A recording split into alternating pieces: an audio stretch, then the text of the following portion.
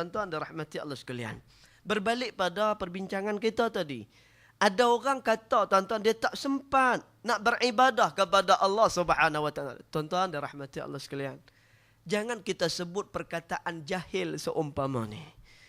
Ibadah bukan hanya sekadar ketika mana kita hampakkan tikar sejadah, kita zikir kepada Allah Subhanahu wa taala. Bukan ketika mana kita menghadap kepada kiblah, maka semata-mata itu sahaja. Fokus ibadah kepada Allah Subhanahu wa taala. Sebab itu tuan-tuan dan puan-puan dirahmati Allah sekalian, tadi kita sebut jangan jahil kepada, jangan reda kepada diri kita menjadi seorang hak yang jahil. Lebih teruk daripada tu jahil kemudian dia sombong di atas muka bumi Allah Subhanahu wa taala. Jangan sombong tuan-tuan. Allah Subhanahu wa taala menyebut fauqa kulli ilmin, setiap daripada atas orang yang mempunyai ilmu itu tadi masih lagi ada orang yang lebih cerdik daripada dia, kata Allah Subhanahu wa taala. Ini kes dia pasal apa tuan-tuan? Ini kes Nabi Allah Musa alaihi salam. Apabila ada satu orang yang duk tanya kepada Nabi Allah Musa alaihi salam, wahai Musa, kamu ni adalah seorang nabi dan juga seorang rasul. Ada tak lagi orang yang lebih daripada kamu? Maka jawab Nabi Allah Musa alaihi salam, tak ada orang lagi dah yang lebih daripada aku, kata Nabi Allah Musa alaihi salam. Tuan-tuan dan puan-puan dirahmati Allah sekalian, makna perkataan Nabi Allah Musa AS ni tu bukan dia berbangga-bangga dengan diri dia, dah. Sebab Nabi Allah Musa faham siapa lagi yang lebih hebat daripada Nabi dan juga daripada Rasul. Siapa yang lagi hebat tuan-tuan? Tak kira lah dia tok wali macam mana sekalipun, kalau digandingkan dengan Nabi dan juga Rasul yang diutuskan oleh Allah Subhanahu wa taala, sudah pastilah tuan-tuan, kita akan katakan Nabi dan juga Rasul itu lebih daripada orang lain. Malahan Allah Subhanahu wa taala menyebut, qul hal yastawil ladzina ya'lamuna wal ladzina la ya'lamun. Katakanlah hai Muhammad kepada manusia itu, apakah mempunyai persamaan di antara orang yang mengetahui dengan orang yang tidak mengetahui, kata Allah Subhanahu wa taala. Apa jawapan kita tuan-tuan? Allah tanya dengan kita, adakah ada persamaan, kata Allah, orang yang tahu dengan orang yang tak tahu? Sudah pastilah tuan-tuan. Kita akan kata apa? Orang hak yang tahu, dia tahulah. Orang yang tak tahu, sudah tentu ada perbezaan dengan orang hak yang tahu. Makanya tuan-tuan, Nabi Musa AS dia sebut macam tu pasal apa? Sebab dia duk fikir, siapa lagi hak yang lebih hebat daripada Nabi dan juga Rasul yang diutuskan oleh Allah. Jadi perkataan Nabi Musa AS bukan bermegah-megah, tetapi adalah kerana title Nabi dan juga Rasul yang diberikan oleh Allah kepadanya. Makanya tuan-tuan, Nabi Allah Musa AS bila dia sebut macam tu, dia didatangkan oleh seseorang lelaki yang namanya adalah Khidir AS. Nah, lalu Nabi Allah Musa AS belajar dengan Nabi Allah Khidir AS ini di atas perintah Allah Subhanahu wa taala. Sebab itu Allah Subhanahu wa taala menyatakan tuan-tuan, fauqa kulli dhi ilmin alim. Sesungguhnya atas orang yang mempunyai ilmu itu tadi masih lagi terdapat orang yang lebih alim daripada kita. Sebagai contoh, hari ini banyak berlaku tuan-tuan. Bila dia baca buku, bila dia mengaji banyak, tengok. Dia kira dia nak tolak pendapat orang. Dah, aku mengaji lagu ni. Dah, tok guru aku kata. Dia libat pula tok guru dah. Allahu Akbar tuan-tuan. Ini bukan adab orang yang berilmu di jalan Allah Subhanahu wa taala. Ini sombong namanya. Sebab itu kata Nabi sallallahu alaihi wasallam, man takabbara faqad adallallah. Sesiapa hak yang sombong, kata Nabi, maka dia akan dihina oleh Allah Subhanahu wa taala. Tuan-tuan, malulah kita dengan orang-orang yang dekat dengan Allah Subhanahu wa taala. Untuk apa ni kita buat contoh tuan-tuan, ada satu orang yang nama dia Uwais Al-Qarni rahimahullahu taala. Uwais Al-Qarni rahimahullahu taala satu orang yang doa dia sangat dimustajabkan oleh Allah Subhanahu wa taala.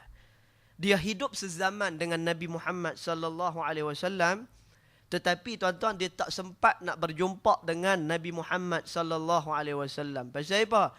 Dia sibuk menjaga ibunya yang telah pun udzur. Ini Uwais Al-Qarni rahimahullahu taala. Tetapi tuan-tuan, Walaupun Uwais tak sempat nak jumpa dengan Nabi SAW, Nabi sebut kepada dua orang sahabat dia. Siapa dia? Sayyidina Umar dan juga Sayyidina Ali. Apa perintah Nabi kepada dua orang ni? Kata Nabi SAW, Ya Ali, Ya Umar, idza laqituma fas'alah. Wahai Ali, wahai Umar, kalaulah kamu jumpa dengan orang yang namanya Uwais daripada daerah Qaran, yakni daripada negeri Yaman, maka hendaklah kamu berdua minta doa daripada dia, kerana doanya dimustajabkan oleh Allah Subhanahu wa taala. Pasal apa? Tuan-tuan, sehingga Nabi sebut tentang Uwais Al-Qarni. Uwais Al-Qarni, kata Nabi, sejenis orang yang tidak terkenal di atas muka bumi, tetapi sangat terkenal pada penduduk-penduduk di langit Allah Subhanahu wa taala. Ini Uwais Al-Qarni yang mendapatkan pengiktirafan daripada Nabi Muhammad sallallahu alaihi wasallam. Makanya tuan-tuan, siapa kita? Siapa yang mengiktiraf kita, tuan-tuan? Sebagai orang yang dekat dengan Allah Subhanahu wa taala, sehingga kan kita nak sombong dengan ilmu yang sedikit yang kita dapatkan daripada majlis-majlis pengajian dan sebagainya. Makanya tuan-tuan, Uwais Al-Qarni ni, tuan-tuan, dia ni tadi doa dia mustajab kepada Allah Subhanahu wa taala. Pasal apa, tuan-tuan? Kerana sifat rendah diri dia kepada manusia dan juga sifat rendah diri dia kepada Allah Subhanahu wa taala. Pernah satu kali, tuan-tuan, Sayyidina Umar dan juga Sayyidina Ali jumpa dengan Uwais Al-Qarni. Depa tanya dengan Uwais Al-Qarni, "Masmukal karim?" Siapakah nama kamu? Maka apa jawab Uwais Al-Qarni, tuan-tuan? Dia kata apa? "Ana Abdullah." Aku adalah hamba kepada Allah Subhanahu wa taala.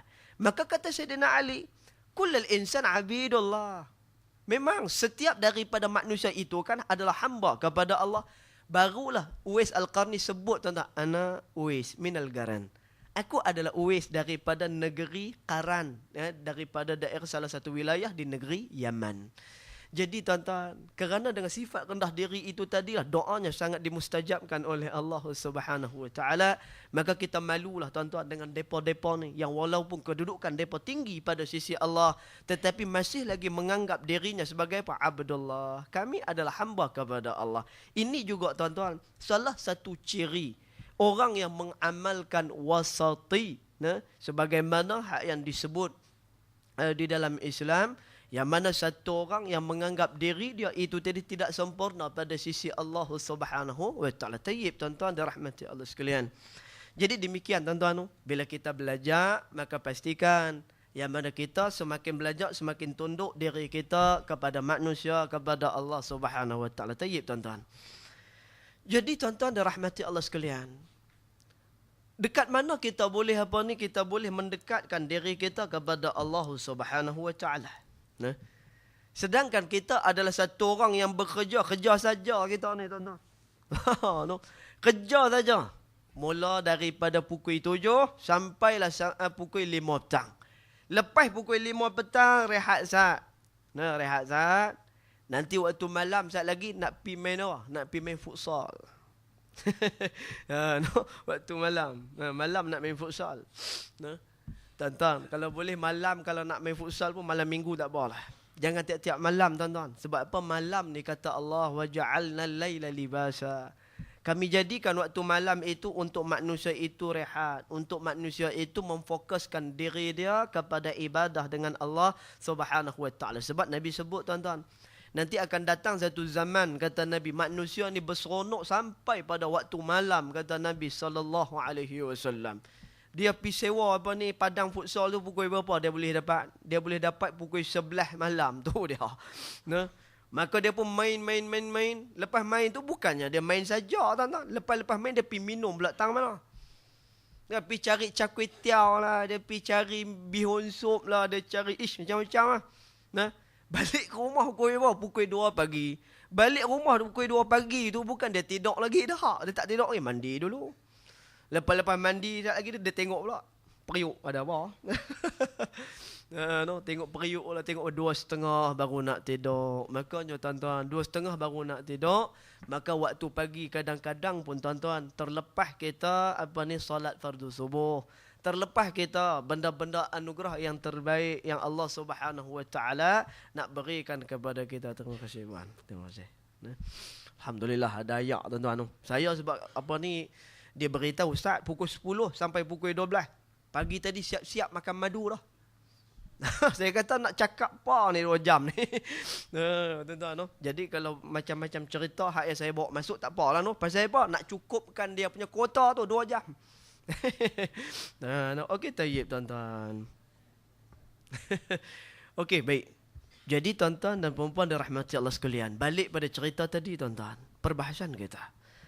Yang mana tuan-tuan, nah, ada orang dok kata bahawa kita tidak sempat nak beribadah kepada Allah. Tuan-tuan, di dalam kitab Qatrul Ghaithiyah, kitab ni menerangkan kepada kita berkenaan dengan akhlak-akhlak yang perlu kita lakukan di dalam proses kita nak mendekatkan diri kepada Allah Subhanahu wa taala. Maka kita nak beribadah pada waktu bila tuan-tuan? Kita nak beribadah pada waktu bila? Kalau kita keluar rumah pukul 7 pagi, kita balik pukul 5 petang. Makanya tuan-tuan, waktu tersebut merupakan waktu yang sangat singkat bagi kita. Balik saja pun dah letih dah tuan-tuan. Maka ulama menyatakan setiap peringkat itu tadi dia boleh mendekatkan diri dia kepada Allah Subhanahu wa taala. Jadi macam mana tuan-tuan dia nak dekatkan diri dia kepada Allah? Kita tadi kita sebut tuan-tuan, yang mana ibadah kepada Allah Subhanahu wa taala bukan hanya sekadar bila mana dia pergi masjid, bila mana dia pergi surau, bila mana dia hampakkan sejadah dia, maka itulah ibadah kepada Allah Subhanahu wa taala. Tuan-tuan dan puan-puan dirahmati Allah sekalian, ini pemikiran daripada musuh-musuh agama Allah Subhanahu wa taala. Siapa yang memisahkan di antara kehidupan duniawi dengan kehidupan di akhirat? Siapa pula yang pisahkan kehidupan akhirat dengan kehidupan duniawi? Ada orang yang beranggapan tuan-tuan, apabila dia jadi satu orang yang kaya raya, yang mempunyai pangkat, yang mempunyai kedudukan dan sebagainya, maka tidak ada kelas dan tidak ada standard. Kalau dia nak pergi masjid, lebih-lebih lagi dia nak pergi surau dekat tepi rumah dia yang lebih kecil daripada rumah banglo dah. Tuan-tuan tu. Jadi tuan-tuan, orang ni dia pisahkan kehidupan macam tu. Ada juga orang tuan-tuan, yang dia ini tadi itqan fid din, yang mana dia satu orang yang cukup kuat beramal dengan agama Allah Subhanahu wa taala, tetapi dunia dia tercacat. Dunia dia ketinggalan, dia tidak cemerlang hidup di atas muka bumi Allah Subhanahu wa taala. Siapa yang ajak macam ni? Apabila jadi orang kaya, pisahkan diri daripada masjid. Apabila dia dah pergi masjid, kena pisahkan diri dengan dunia. Siapa yang ajak benda ni? Allah Subhanahu wa taala menyebut malah dalam hadis Nabi sallallahu alaihi wasallam tuan-tuan. Yang mana kata Nabi sallallahu alaihi wasallam, carilah dunia kata Nabi. Seolah-olahnya macam kamu hidup buat selama-lamanya kata Nabi sallallahu alaihi wasallam. Tetapi ketika mana kamu beribadah kepada Allah Subhanahu wa taala, maka beribadahlah kamu seolah-olahnya macam kamu akan mati pada hari esoknya. Sebab itu pernah pada zaman Nabi tuan-tuan, ada satu orang, saya dah lupa dah siapa nama orang ni, tetapi tuan-tuan dia selalu sangat minta apa-apa hajat daripada Nabi SAW. Hari ni datang kat rumah Nabi, ya Rasulullah, aku tidak ada apa-apa maka aku minta daripada kamu. Jadi tuan-tuan, Nabi pun bagi pada dia, bagi. Hari kedua tuan-tuan, dia datang lagi, Nabi beri lagi. Hari ketiga dia mai lagi, Nabi beri sekali lagi. Nabi memang satu orang yang cukup pemurah. Ini Nabi Muhammad sallallahu alaihi wasallam. Nabi bagi. Tetapi tuan-tuan, pada hari yang berikut-berikutnya Nabi pesan kepada orang ni. Yang mana kata Nabi, yadul ulya akramun min yadis sufla. Kama qala Rasulullah. Apa kata Nabi tuan-tuan? Sesungguhnya tangan yang berada di atas, tangan yang memberi itu tadi lebih mulia daripada tangan yang di bawah yang selalu sangat minta-minta daripada orang, kata Nabi sallallahu alaihi wasallam.